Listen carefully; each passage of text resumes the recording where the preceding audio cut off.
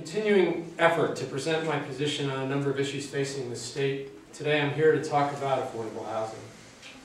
For almost 35 years since the New Jersey Supreme Court's first Mount Laurel ruling, two important state needs, to create affordable housing and to prevent suburban sprawl, have been on a collision course. The State Development and Redevelopment Plan was painstakingly constructed as New Jersey's official land use policy document, after nearly a decade of meetings with stakeholders from every sector of society. Yet the state plan has been consistently undermined by court decisions compelling the construction of new housing on fields and farmland that drive up property taxes without providing adequate housing stock for the people who need it most. Most recently, a state court panel last month ruled in a case involving East Hampton, Burlington County, that affordable housing is considered, and I quote, inherently beneficial, unquote, even though a town has met its fair share housing obligations.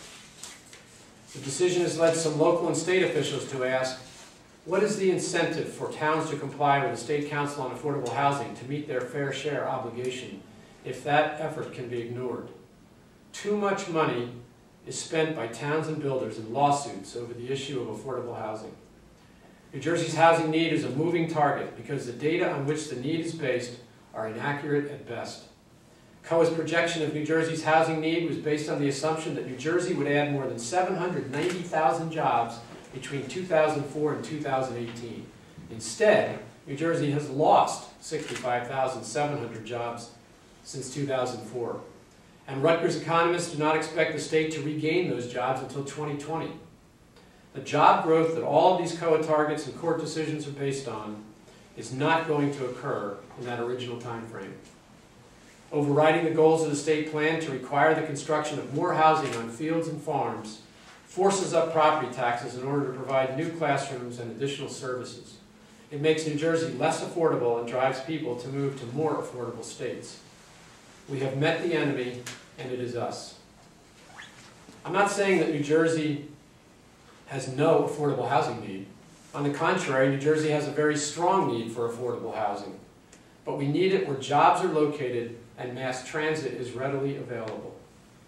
Regional contribution agreements, a practice where towns satisfy their affordable housing obligations by paying other communities to build housing units, should be reinstated statewide on the condition that they produce new housing in the host community, in the host municipality, rather than simply renovate existing units. These agreements can fuel urban reinvestment and allow opportunities for affordable housing to be built in mass transit-served suburban communities. We should also take advantage of current declining housing values to increase the supply of affordable housing before the next housing market upswing.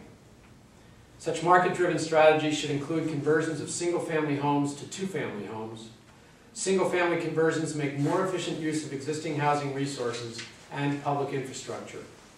Most important, we need to revise the Fair Housing Act and COA to make sure that the creation of affordable housing units does not conflict with the state plan and the policies laid out in the plan, including smart growth, open space preservation, and infrastructure investment. After 35 years, the landmark Mount Laurel doctrine requiring municipalities to provide a fair share of affordable housing remains sound. But conditions are very different today. It is time to develop affordable housing strategies that can be seamlessly woven into the fabric of state plan policies and that promote rather than undermine state plan goals. We need to change COA's fair share methodology to reflect current and projected economic and housing market needs and conditions. We simply must develop accurate data upon which to base our decisions so that we are guided by facts rather than ideology. And we simply must provide the proper balance in public policy decisions. For example, families who are in foreclosure prevention programs and in danger of losing their homes should clearly be exempt from COA's affirmative marketing obligations, not forced to move out and participate in a lottery for their own homes, as is the case today. To accomplish these goals, we need to convene a housing policy task force made up of representatives of all interested parties to consider updated population and housing trends, available and appropriate space for affordable new housing, the impact of foreclosures and declining housing prices, and how to most appropriately balance the goals of the state plan with constitutional and court mandates. This group must have a strict time frame, perhaps 4 to 6 months, to complete its work, and it must have the full support and involvement of the governor. It is important not to drag out this process, and it is important to have the governor's focused attention and leadership. It is time to resolve the affordable housing issue in New Jersey and build the houses that we need. I do not expect that revising New Jersey's housing policies will be easy, any more so than balancing the budget or controlling property taxes will be easy. It will take the leadership of an independent governor, not beholden to special interests, and with a history of bringing together stakeholders with varied interests to solve these complex problems. I look forward to the challenge, and there are additional details on our affordable housing policy on our website, www.daggettforgovernor.com. And Louise Wilson and I both would welcome any questions that you might have.